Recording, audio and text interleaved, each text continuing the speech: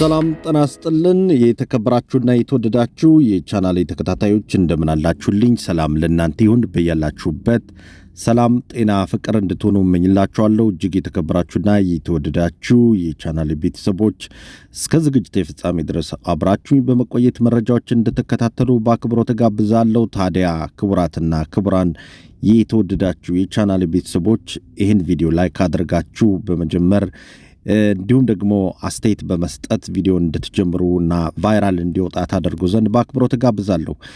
የተባበሩት አረብ ኤሚሬቶች በኢራን የተከፈተባትን ጥቃት ለመከላከል እስራኤል የብረት ጉልላት የተባለውን የሚሳኤል መከላከያ ጸረ ሚሳኤል እንደላከች ታወቀ። ጀሩሳሌም ፖስትና ሌሎችም የእስራኤል ጋዜጦች ሰሞኑን ይፋ ባደረጉት ዘገባ ለመገንዘብ እንደተቻለው እስራኤል በርካታ ወታደሮቹንና አይረን ዶም በመባል የሚታወቀውን ጸረ ሚሳኤል እንደላከች ዘግበዋል። ይህንም ተከትሎ የተባበሩት አረብ ኤሚሬቶች ከፍተኛ ባለስልጣናት እስራኤልን የክፉ ቀን ደራሽ ምርጥ ወዳጅ ሲሉ አሞካሽተዋታል ተብሏል። የተከበራችሁና የተወደዳችሁ የቻናሌ ተከታታዮች በቦታው ተጠምዶ የነበረው የእስራኤሉ አይረን ዶም ጸረ ሚሳኤል ከኢራን ወደ ኤሚሬቶች የተተኮሱ አያሌ ሰው አልባ ሸሄዶችንና በርካታ ሚሳኤሎችን ማምከኑም ተዘግቧል። እስራኤልና ኤሚሬቶች በአሜሪካ አደራዳሪነት በአብርሃም ልጆች ስምምነት ድርድር አድርገው ከታረቁ ወዲህ ጥብቅ ግንኙነት ያላቸው ወዳጅ ሀገራት ሆነዋል። በሌላ በኩል የተከበራችሁ የተወደዳችሁ የቻናሌ ተከታታዮች እንግዲህ ይህን መረጃ የእስራኤል ከፍተኛ ጋዜጦችና የሀገሪቱ ቱባ የሚባሉት አንቱ የተባሉ ጋዜጦች ናቸው። አሁን ጉንታ የሆኑ ጋዜጦች ናቸው እያናፈሱት ያለና ነገርየው እውነት ነው።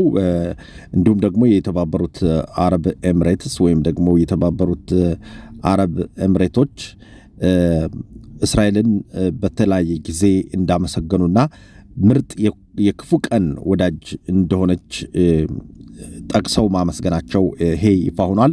የተረጋገጠ ነገር ነው ማለት ነው። እንግዲህ ሁለቱ ሀገራት ወደዚህ ስምምነት ከመጡ በጣም ቅርብ ጊዜ ነው፣ ሩቅ አይደለም። ነገር ግን በተለይ በመሳሪያ ሽያጭና እንዲሁም በንግድ በኢንዱስትሪ በተለያዩ ነገሮች ሁለቱ ሀገሮች በጣም ፈጥነው ግንኙነት የመሰረቱና ትልቅ ደረጃ ላይ የደረሱ ሀገራት ሆነዋል ማለት ነው።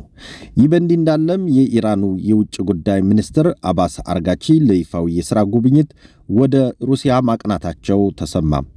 ኢራን ከአሜሪካና እስራኤል ጋር ለምታደርገው ጦርነት መፍትሄ ፍለጋ ላይታች ሲሉ የሰነበቱት የውጭ ጉዳይ ሚኒስትሩ ዛሬ ሴንት ፒተርስበርግ ገብተው ማደራቸው ተነግሯል። የኢራኑ የውጭ ጉዳይ ሚኒስትር አባስ አርጋቺ በቆይታቸው ከፕሬዝዳንት ቭላዲሚር ፑቲንና ከውጭ ጉዳይ ሚኒስትሩ ሰርጌ ላቭሮቭ ጋር ተገናኝተው ይነጋገራሉ ተብሎ ይጠበቃል።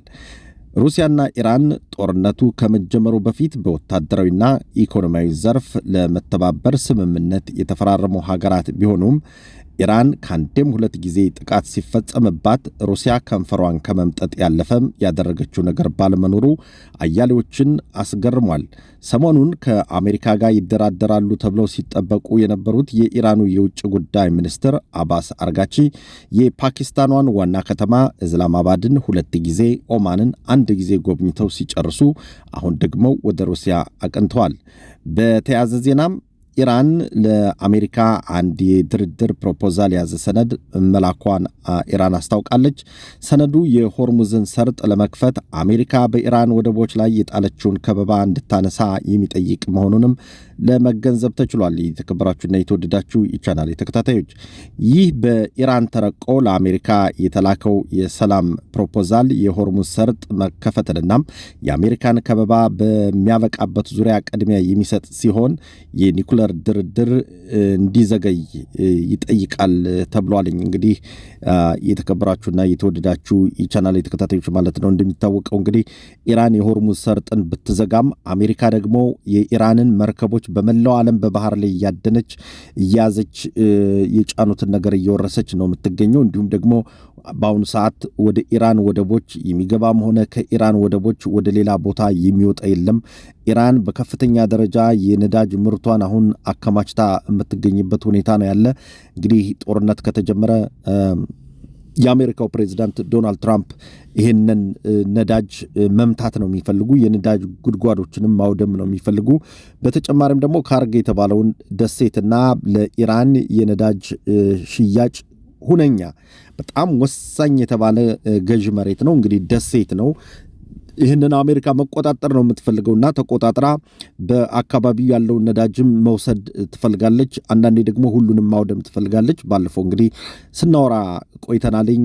የአሜሪካው ፕሬዚዳንት ዶናልድ ትራምፕ ኢራን ለድርድር ካልተቀመጠችና አንዳች የድርድር ሰነድ ካልፈረመች በስተቀር የኢራንን የነዳጅ ማውጫ ጉድጓዶችን ብቻ ሳይሆን በርካታ የሀገሪቱን የመብራት የኃይል ማመንጫዎችን ሁሉ እናወድማለን፣ ድልድዮችንም እናፈራርሳለን፣ ለኢራን መንግስት መገልገያነት የሚውልን ነገር በሙሉ እናጠፋለን ሲሉ ነበረ። እንግዲህ ዛሬ እንዳልኳችሁ ቀደም ብሎ የኢራኑ የውጭ ጉዳይ ሚኒስትር አባስ አርጋቺ ወደ ሩሲያ ቀንቷል። ምናልባትም የጦር መሳሪያ ፍለጋ ሊሆን ይችላል፣ አሊያም ደግሞ ሩሲያ ድርድሩን እንድታፋጠንና በአሸማጋይነት እንድታደራድር ለመጠየቅም ሊሆን ይችላል። በዚህ ጉዳይ ደግሞ አሜሪካና እስራኤል ይስማማሉ ወይስ ደግሞ አይስማሙም የሚለው ሌላ ጥያቄ የሚያስነሳ ነገር ነውና ለማንኛውም እንግዲህ እስካሁን ድረስ የውጭ ጉዳይ ሚኒስትሩ አባስ አርጋቺ ከፑቲንና ከቪላዲሚር ፑቲንና ከውጭ ጉዳይ ሚኒስትሩ ላቭሮቭ ጋር ተገናኝተው የተወያዩ አይደለም። ዛሬ ይገናኛሉ ተብሎ ይጠበቃል። ምናልባትም እንግዲህ ተነስቼ ጠዋት ላይ ልዘግብላችሁ እችላለሁ ማለት ነው።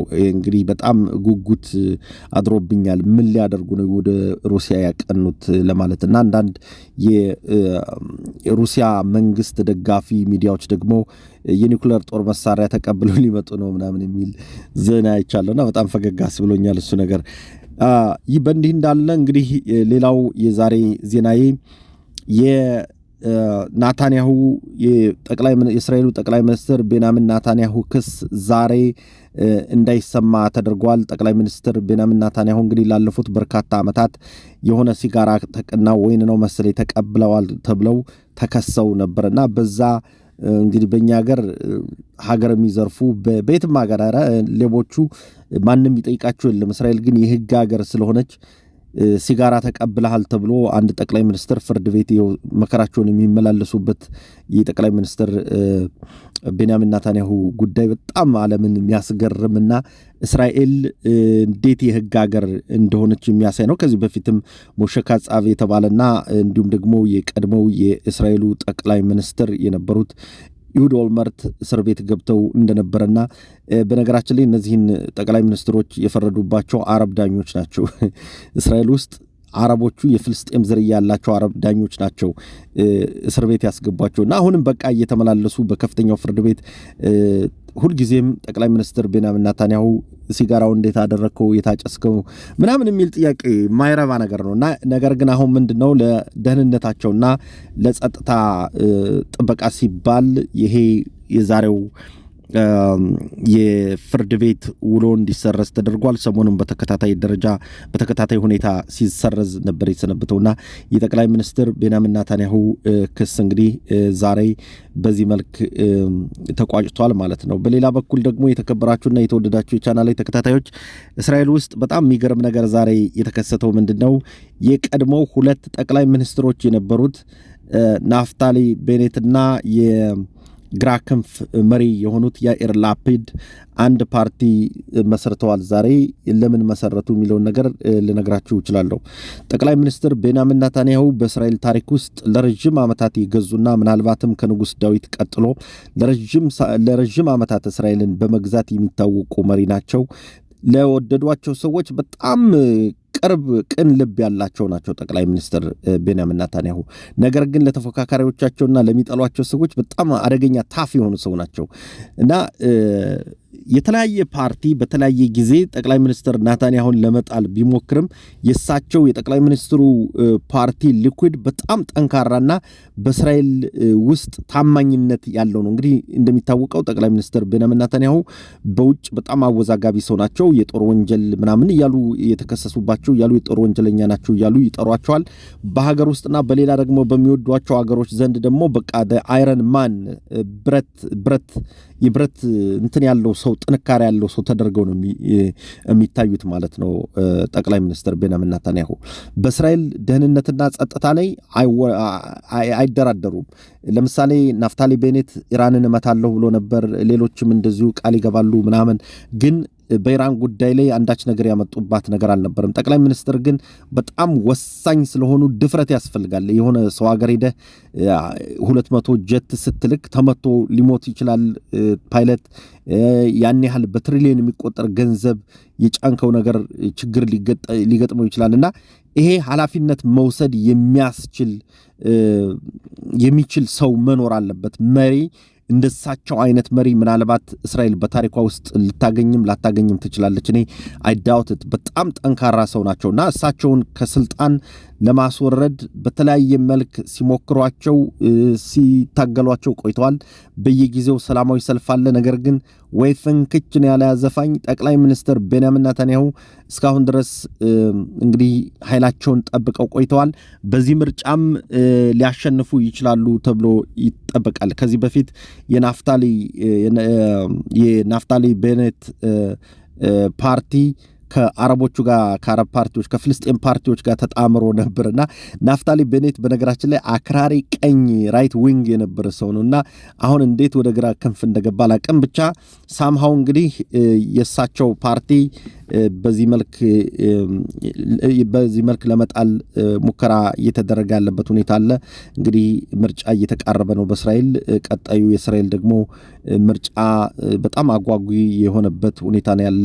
የተከበራችሁና የተወደዳችሁ የቻናል ተከታታዮች፣ በሌላ በኩል እንግዲህ አሜሪካ ውስጥም ምርጫ አለ። የፕሬዝዳንት ዶናልድ ትራምፕ ፓርቲና ዲሞክራቶቹ ይፋለማሉ። በኖቬምበር ምርጫ ይደረጋል በዚህ በዩናይትድ ስቴትስ እና በዛን ጊዜ አሁን ጦርነቱ እንዲያቆም ጋብ እንዲል የሚፈልጉት ዶናልድ ትራምፕ ለምንድነው ምርጫ ስላለ ጦርነቱ በተራዘመ ቁጥር የነዳጅ ዋጋ እየጨመረ ስለሚመጣና የህዝቡ ኑሮ እየተጎሳቆለ ስለሚመጣ ፓርቲን ይጥላል የሚል ፍርሃት አለ። በሌላ በኩል ደግሞ እንዴት ነው አሁን ጦርነቱ እንዲዘገይና እንዲጓተት የምታደርገው ኢራን ለዚህ ፖለቲካዊ ፍጆታ ለማዋል ነው እየተባለ የሚነገርበት ሁኔታ አለ። በተረፈ እንግዲህ የምወዳችሁ የማከብራችሁ ሁልጊዜም እንደምለው በጣም ክብር አለኝ ለእናንተ። በእውነት በጣም በመላው ዓለም ፍቅር የምታሳዩኝ ቤተሰቦች ናችሁ ያላችሁኝና በጣም ነው መኮራባችሁ፣ በጣም ነው ማመሰግናችሁ። እግዚአብሔር ክብርና ጤና ይስጣችሁ። በምትሄዱበት ነገር ቦታ ሁሉ ሰላም ሆኑልኝ ቤተሰቦችና እጅግ አድርጌ አመሰግናለሁ። ለምትሰጡኝ አስተያየት፣ ለምትሰጡኝ በጣም እውነት ደስ የሚል ቃል አስተያየታችሁ በጣም አድርጌ ነው ማመሰግነው። እንግዲህ ቻናላችን አሁንም ወደፊት መገስገሱን ይቀጥላል። የተከበራችሁና የተወደዳችሁ የቻናል ተከታታዮች አብራችሁኝ ስለነበራችሁ እጅግ አድርጌ አመሰግናለሁ። ሁላችሁም በያላችሁበት ሰላም፣ ጤና፣ ፍቅር እንድትሆኑ ያሰባችሁት መልካም ነገር ሁሉ እንዲሳካላችሁ ምኞታችሁ ሁሉ እንዲሳካላችሁ እመርቃችኋለሁ። እንደው በጣም ነው መመረቃችሁ። እውነት መልካም ቀን